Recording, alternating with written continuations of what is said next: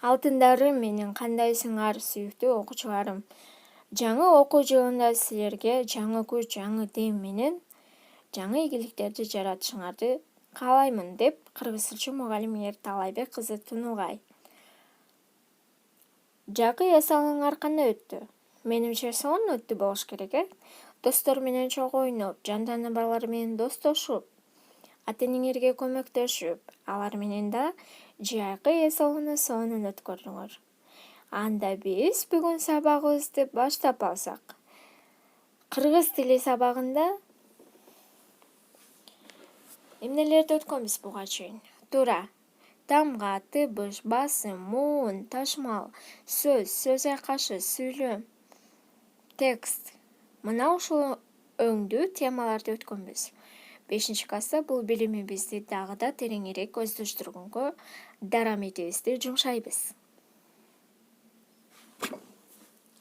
Китепти барактап баштаганда эле биздин китепти жазган автордун ою турат. Бул ой толгоону конт коюп ыраты менен окуп чыгууңарды суранам, урматтуу окуучуларым. Бүгүнкү өтүлө турган темабыз тил жана кеп боюнча.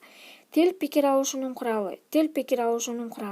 Адамдар ортосундагы байланыш жана баарлашуу карым-катышты тейлөөчү каражат.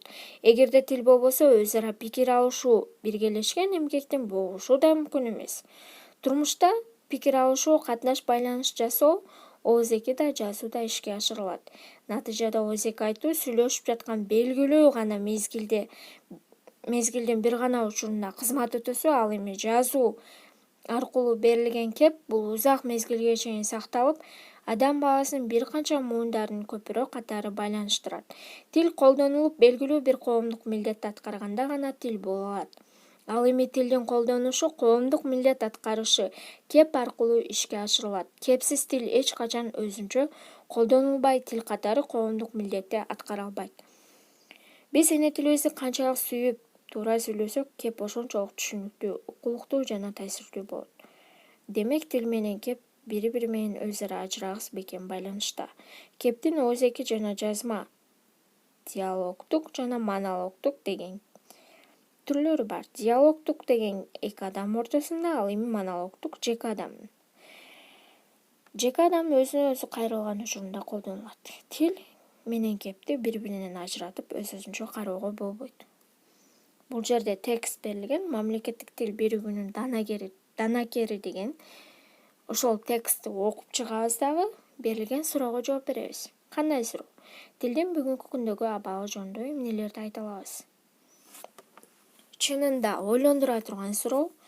Жана буга окшош эле текст бар. Улуулардан улуу кеп. Ата-бабабыз бизге мурас калтырган тилибиздин өмүрү түбөлүктүү. Мына ошол мурасты аздиктеп, сыйлап, колдонуп, өзөгүн бузбай, көркүн бузбай, кийинки муундарга өткөрөлү. Тилибиз менен мактанып, сыймыктанып, ар дайым башыбызды бийик көтөрүп жүрөлү. Биздин тил сан миңдеген жылдары узун тарыхты толкусуна батырган көрөнгөсү бай тил. Демек тил дүркүрөп өнүгүү жолуна бет аларына терең ишенебиз. Берилген тапшырмаларды аткарабыз. 3-көнүгүүдө белгилүү адамдардын тил жөнүндө айткандарын көчүрүп жазып, алар тилге кандай баа бергенин түшүндүрүп, ошол макалдарды жаттайбыз жана өзүн өзү текшерүү деген тапшырма турат.